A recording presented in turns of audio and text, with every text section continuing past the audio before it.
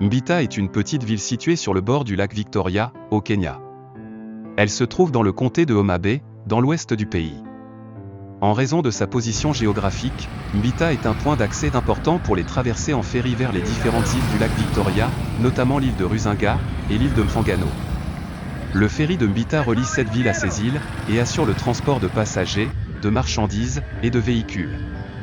Il joue un rôle essentiel dans la connectivité et le commerce entre la région du lac Victoria et les communautés insulaires. Par contre, il n'y a pas de liaisons maritimes internationales vers l'Ouganda ou encore la Tanzanie.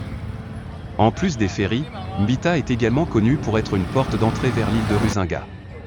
Celle-ci est réputée pour ses paysages et sa richesse en histoire et en culture. On y trouve des sites archéologiques, des musées et des plages magnifiques. L'île de Mfangano, quant à elle, est connue pour sa beauté naturelle, sa pêche et son artisanat local.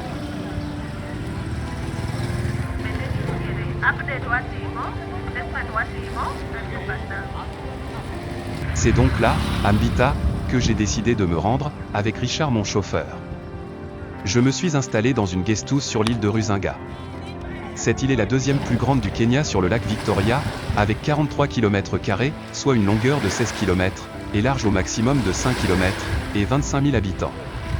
L'île est reliée depuis quelques années par un pont à la ville de Mbita, installé sur la terre ferme.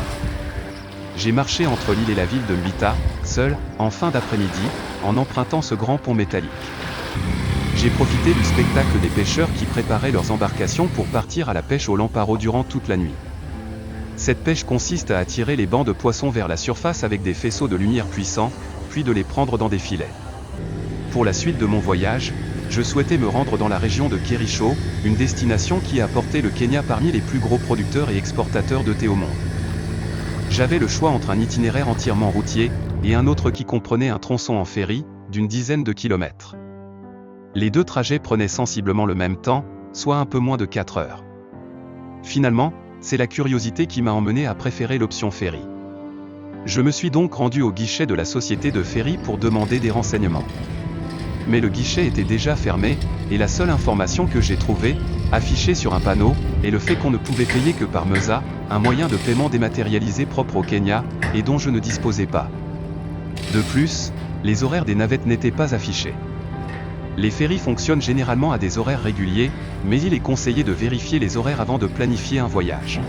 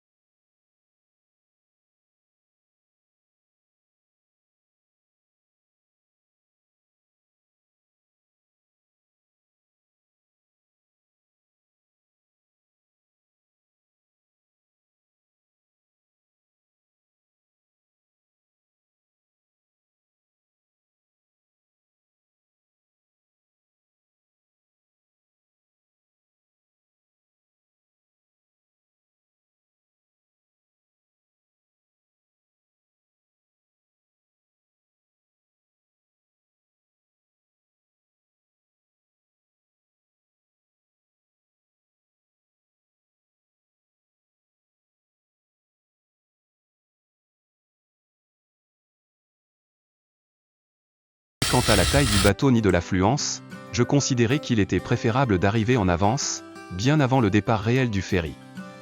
J'ai donc envoyé un WhatsApp à Richard, mon chauffeur, pour lui demander s'il avait un compte Meza suffisamment approvisionné, ce qui était le cas, et s'il pouvait se renseigner sur les horaires du bateau.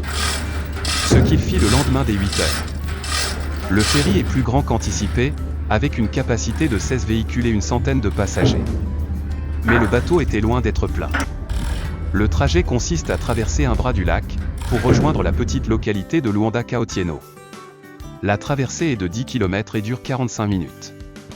On peut également emprunter un waterbus qui ne prend que 27 minutes, mais il est réservé aux piétons. Les voitures accèdent au pont du navire en marche arrière et redescendent en marche avant. Le trajet a offert une vue magnifique sur le lac Victoria et ses rives, et a représenté une belle expérience.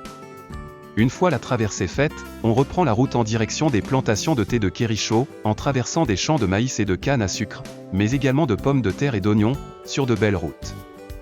Mais qui dit belle, dit rapide, et donc danger. Les plantations de thé de Kericho seront traitées dans une prochaine vidéo. Et donc je vous dis à la prochaine.